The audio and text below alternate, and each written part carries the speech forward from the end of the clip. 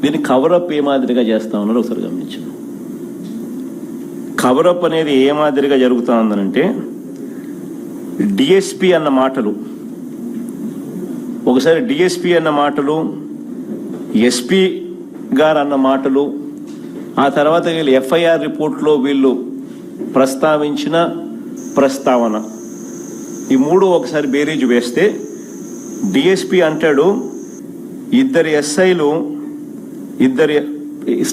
Starting రిమార్క్సే నేను చెప్తున్నా. DSP గారు అంటారు ఇద్దరు ఎస్ఐలు కారులో వెళ్తూ ఉంటే రోడ్డు పక్కన అనుమానాస్పదంగా వ్యక్తి కనిపిస్తే, ఇద్దరు ఎస్ఐలు కారులో వెళ్తుంటే రోడ్డు పక్కన అనుమానాస్పదంగా వ్యక్తి కనిపిస్తే ఆరా తీస్తే గంజాయి మూట వదిలి బైక్ పై పారిపోతుండగా వీళ్ళిద్దరూ కారులో చేసి పట్టుకునే ప్రయత్నంలో ఈ ఘటన జరిగింది అని దర్శి డిఎస్పి బాలమురళీకృష్ణ చెప్తే,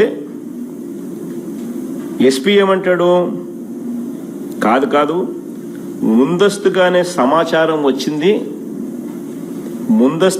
సమాచారం వచ్చినందున ఆ సమాచారం మేరకు రేడ్ చేశామని ప్రకాశం జిల్లా ఎస్పీ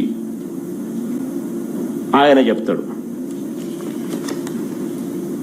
ఎఫ్ఐఆర్ కాపీలో ఏమని ఉంటుంది తెలుసా? ఎఫ్ఐఆర్ కాపీలో ఈ ఇద్దరు ఎస్ఐలు వీళ్ళ వాంగ్మూలం ఏమని ఉంటుంది? ఎఫ్ఐఆర్ కాపీలో ఇద్దరు ఎస్ఐల్లో ఒక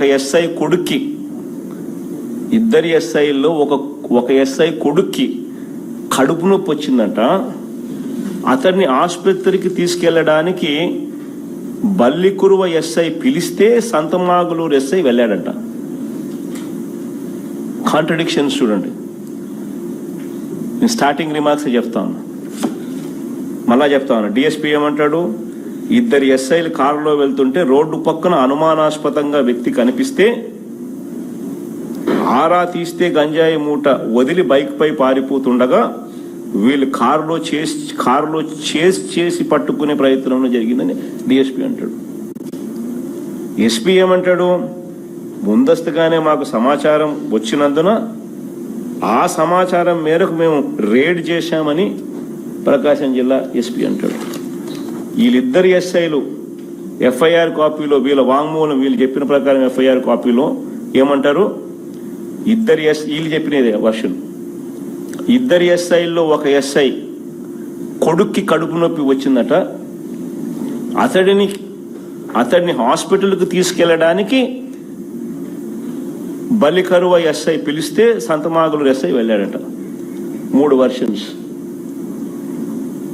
ప్లే చేస్తాం, ఒకసారి చూడండి. డిఎస్పీ ఫస్ట్ కానీ వాళ్ళు చెప్పిన తెలిసిన వ్యక్తులకు చెప్పి వెహికల్స్ కూడా తెప్పించారు. 108 వచ్చేంత వరకు చేసేంత వరకు కూడా ఎస్ఐలు అక్కడే ఉన్నారు.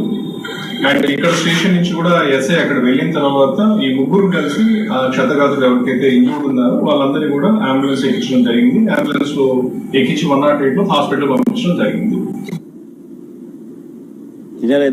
ఇద్దరు మాట విన్నారు కదా.